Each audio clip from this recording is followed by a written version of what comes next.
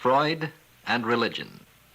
One in a series of programs dealing with some of the discoveries and errors of Sigmund Freud, a series titled Man is Not a Thing. First, you will hear Dr. Erich Fromm, psychoanalyst and author, as recorded in his study in Cuernavaca, Mexico.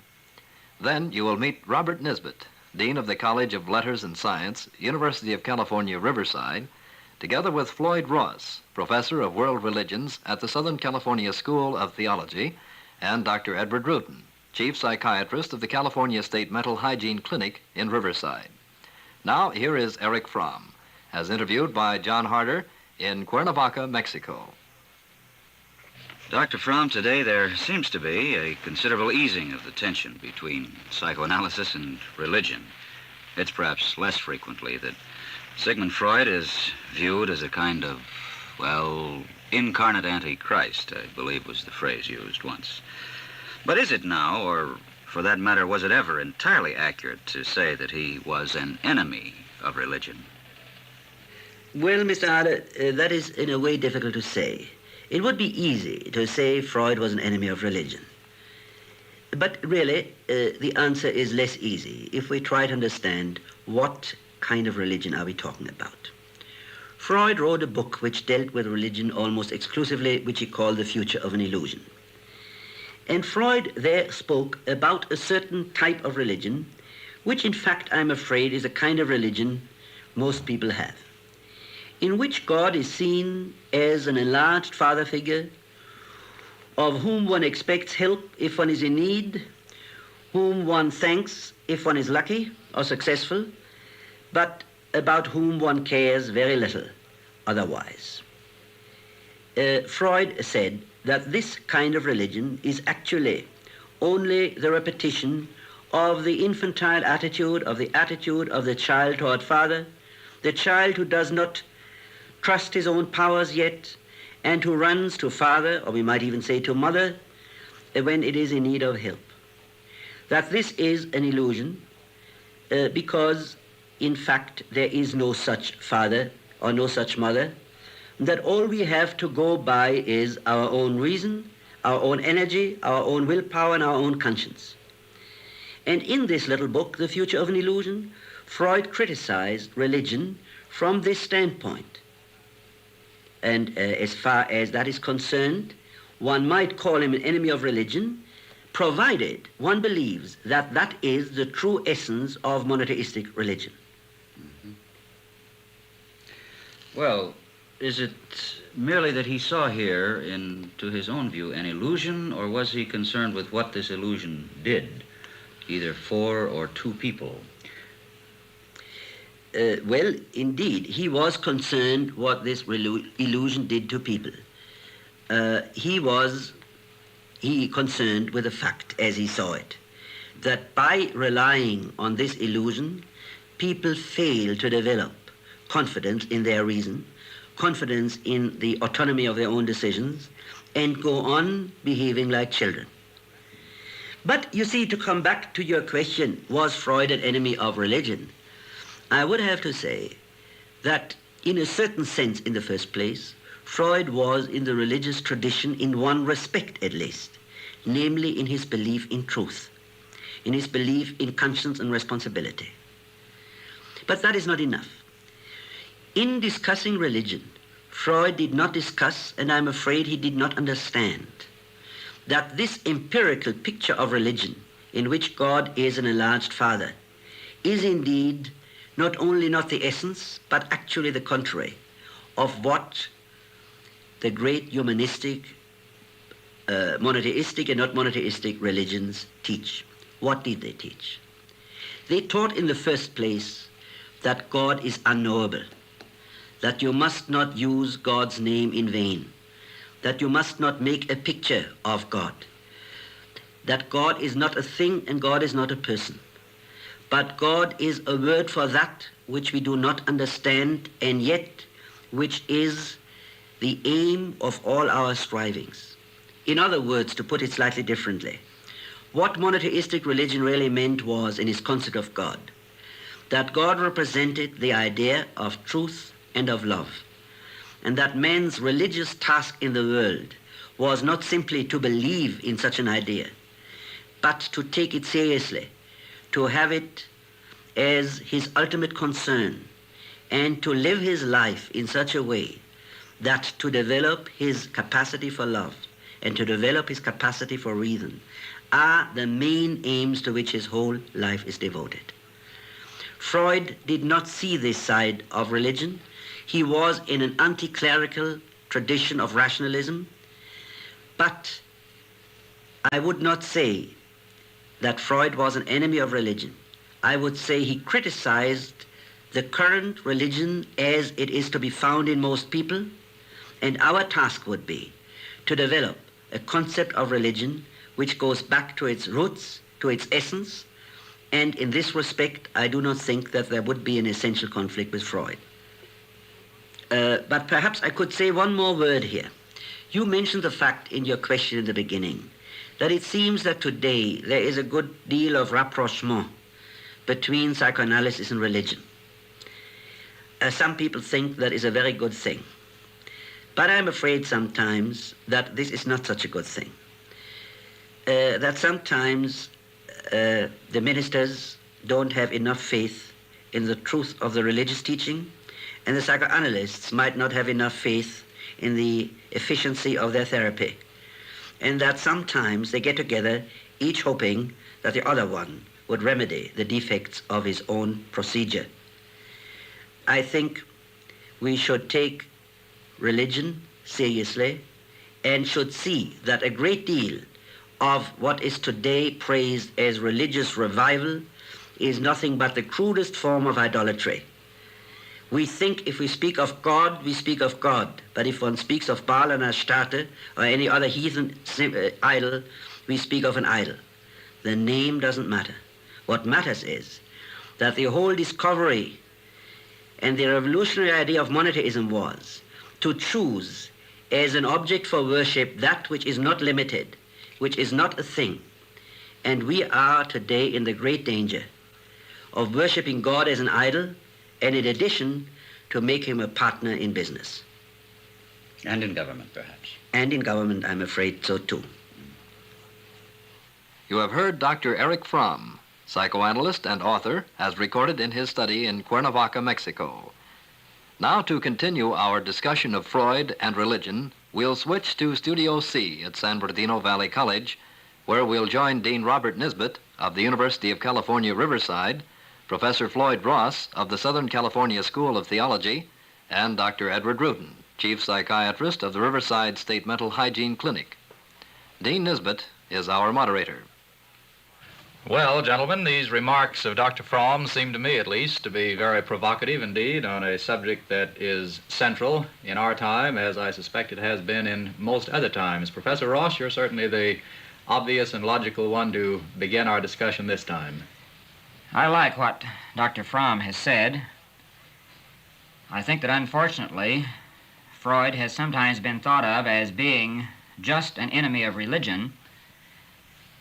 I see him, with many of my colleagues in the field of religion, as an enemy of immature forms of religion. I'm not at all persuaded that he was aware of some of the deeper dimensions of the religious search, as Dr. Fromm has also indicated. But certainly religion probably includes all the crimes in the book of humanity, crimes of behavior and of attitude.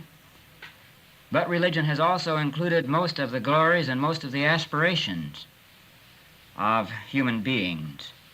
And just as there are mature and immature forms of loving and of the production and consumption of goods, so certainly there are both mature and immature forms of religion. And I imagine that as a psychiatrist, you bump into this very frequently, do you not, Dr. Rudin? We certainly do, Professor Ross. The comment that Fromm made about Freud's view of religion providing this figure of the Almighty Father in the literal sense of his being omnipotent and almighty and being able to provide everything, and the concern that Freud had that this would lead to some failure on the part of individuals who relied on this Almighty Father, some failure on the parts of these individuals to develop confidence in themselves. seems to me to represent one of the weaknesses, however, in the evaluation of even this aspect of the religious experience. We know that one of the ways in which an individual does indeed develop some confidence in himself is through an identification with a parent or parent figure who represents some concepts of strength to him. Is it not possible, then, that by an individual's projecting before himself this image of an omnipotent father, that he might actually increase his own confidence in himself by being able to identify with this father? Yes. I think what often happens, unfortunately, is that the growing child, and even the young adult, not having worked through the problem of the dependency relationship with the mother, never even gets on to the place where he can identify with a heavenly father, as we find it described in the history of religions. Thus, in all of our historic religions still existing today, we find many people who have never left the first stage of what I would call a relatively immature form of religion.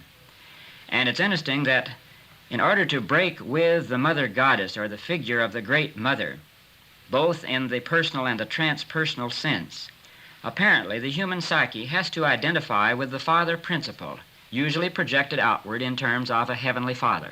Are you saying, Professor Ross, that there are two parent figures in one's religious experience as there is in one's other personal experience, that there is a father which represents God, and that there is a mother which represents church itself, the structural formation which is supposed to lead us to God, and that we may perhaps get bound up in our relationships with the mother aspect, the formal structured church, and thereby never permit ourselves the identification with the Father? Very definitely. For many people who are in the official positions, let's say the medicine men and the priests of past and present, not having worked through their own problem of the relationship to the mother figure, are quite happy to encourage others to remain in this womb-like situation, and do not care to have the children disturbed unduly. In other words, we have a problem inside the religious institution, just as every individual has a problem in his relationship to the search for a larger reality. I'd like to bring the discussion for a moment, if you don't mind, back to the, for me, rather central question at this point, and that was literally Freud's attitude toward religion. Dr. Fromm, for all of the insightful and careful nature of his remarks, seems to me to skirt rather gently, perhaps sympathetically, this question.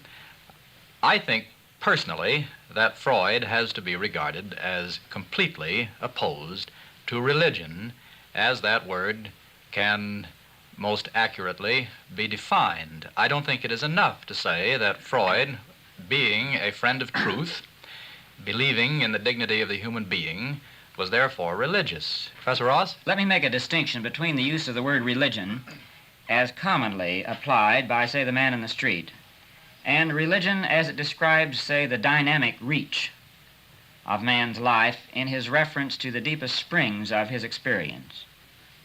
If we take the word religion, even in its Latin rootage, it means that which binds back, which can be given a purely legalistic definition, as the Romans tended to do, but it also has a basic psychological meaning, that which binds together. And one of the Sanskrit words, usually translated as religion, dharma, also means that which binds together or gives coherence. Now let's just look at Freud's theory for a moment. He talked about the id, the ego, and the superego, and talked about the conflicts between these and the problems in the life of the growing child. Religion in the psychological sense, as I'm using the term now, would be that which binds together in a meaningful coherence the force of the id, the reality of the ego, and the significance and reality of the superego.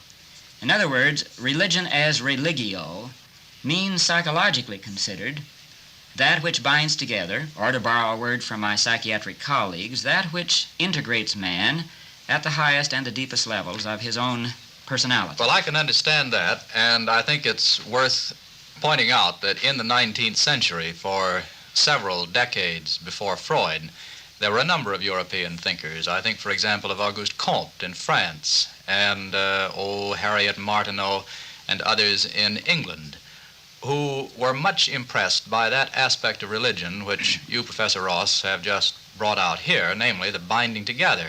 And we find these people, many of them, attempting to found a religion of humanity, for example, in which humanity itself was the central being, in which the whole emphasis was upon the bringing together of human beings. I think, Dr. in Rudin? fact, Dean Nisbet, that you are pointing to a basic area of conflict between Freud and religion. Fromm spoke of the humanist conception of God as the symbol of truth, as the symbol of love. And at the same time, he spoke of God as being unknowable, as God's name not to be used in vain, as a God which was really unattainable, which was really unknowledgeable or unknowable for us. Now, if we combine these two, doesn't this give us a picture of even a humanist religion in which we are not to know truth and love? We are not to know the very symbol which is the symbol of truth and of love. And this was, of course, exactly the antithesis of what Freud felt, that he must know truth and he must know love. Could I make a distinction there, which we even find in all the traditional religions, Oriental and Occidental? For example, in China, one of the ancient sages said, the Tao, or the God that can be talked about, is not the real God. Yet he went on in poetic aphorisms trying to talk about the untalkable. And I think, in a sense, this is tribute to what all the mystics of the various traditions have tried to say, namely that while any God we can talk about becomes an idol, hence a childish substitute for the search, still there is something deeply rooted in man's nature which makes him search for that which cannot be named. It's the search for truth as described by the philosopher, and Socrates is the best Western example of this. I suspect that is the area, then, in which Freud and religion might most logically be seen together. I was struck by one of Dr. Fromm's references to Freud as being in the anti-clerical tradition. And of course, as we all know, this was a powerful tradition in the 19th century, Very much founded so. by rationalism, by humanism, and it swore its opposition to the purely ritualistic aspects of religion which seemed to many people to have lost all connection with God as feeling, as experience. Is that not right, Professor Ross? Yes, and for me, Freud stands in the very honorable tradition of those who see through the superficiality of those religionists who think that God can be confined in a formula or an institution. In other words, he is closer to the mystic than he is to the cleric, whom he criticizes. The mystic is simply the poet, the sensitive person who refuses to say or admit that experience can be defined in the terms of his definition. I doubt whether Freud would have ever owned up, though, Dr. Rudin, to the term mystic, would you say? He, I think, was in the position of having to constantly deny this, even as it was being applied to him, even in his basic works. Well, nobody seems to like the term mystic. Let me switch away from that and put it a little bit differently.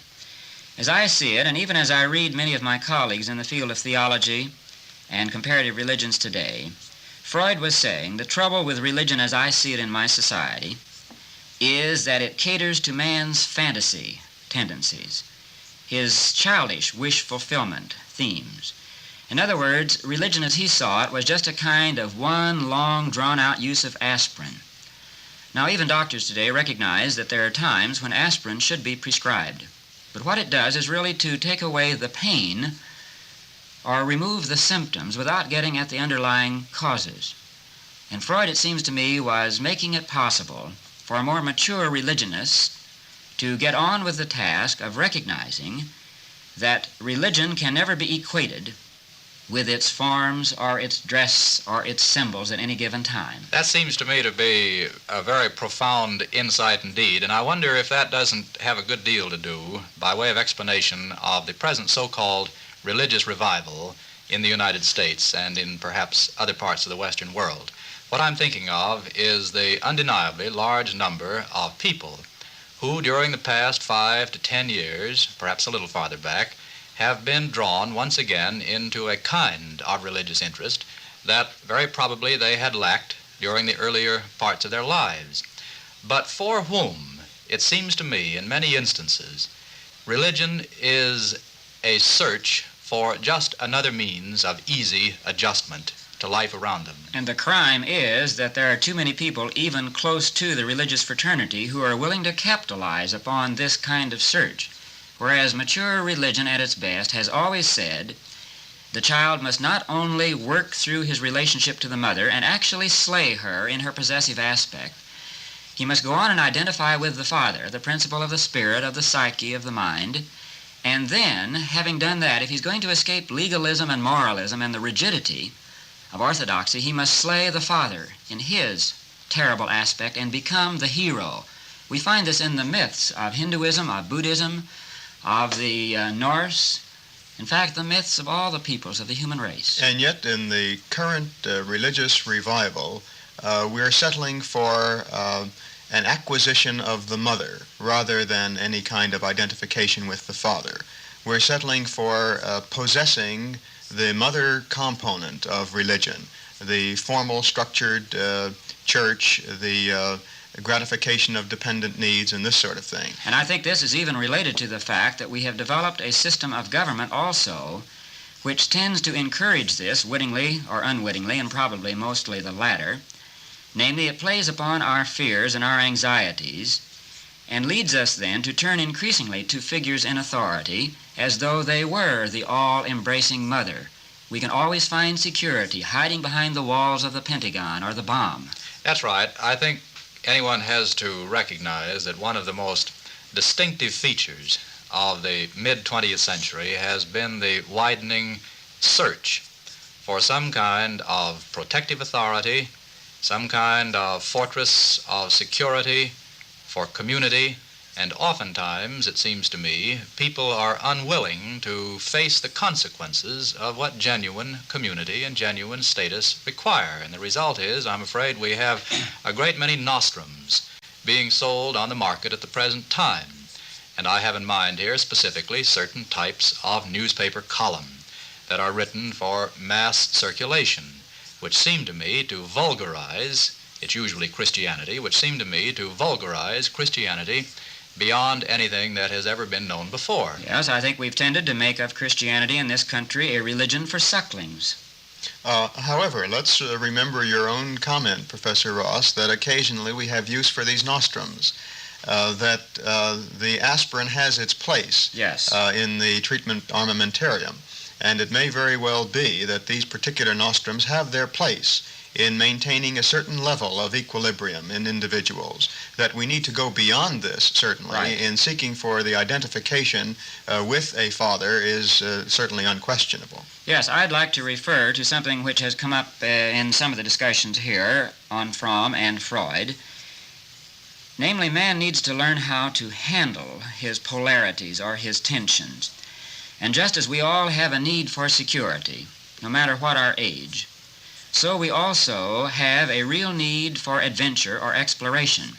Now, the danger in our time is we have overstressed the search for security. We've made a fetish out of security, from the military complex clear on down to the home.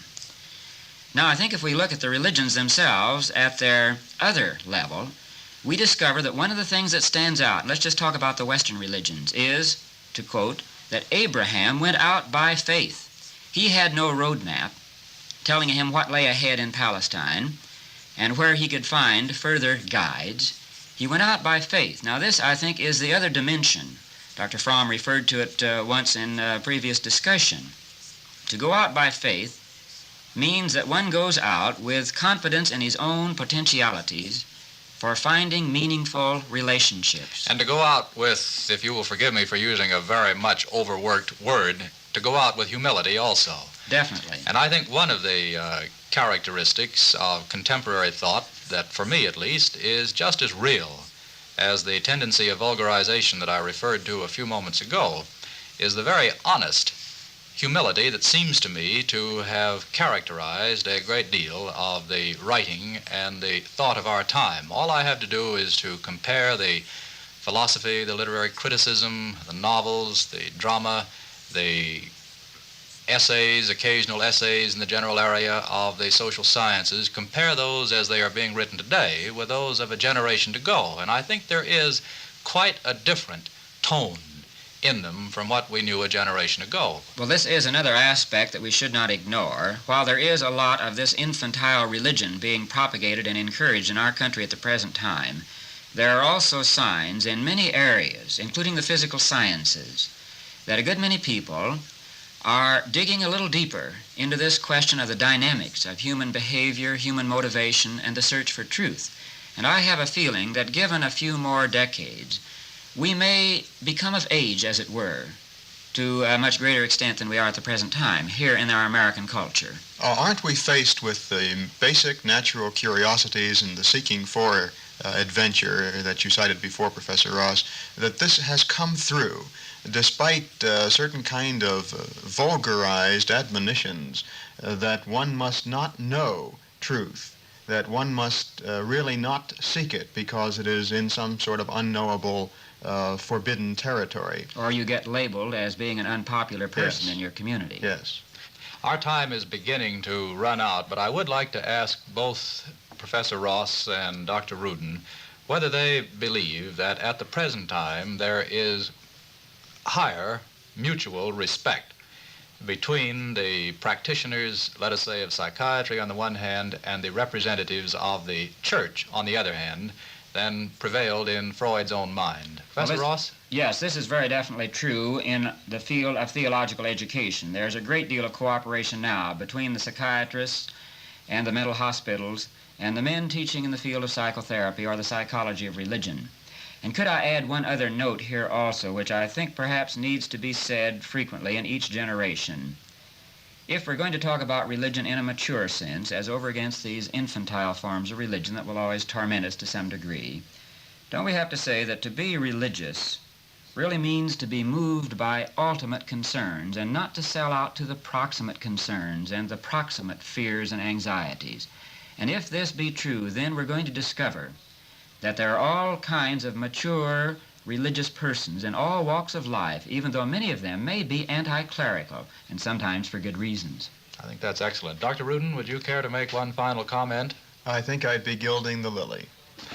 Dr. Floyd Ross, Professor of World Religions at the Southern California School of Theology, and Dr. Edward Rudin, Chief Psychiatrist of the Riverside State Mental Hygiene Clinic, I thank you for what has been an extremely provocative and profound discussion.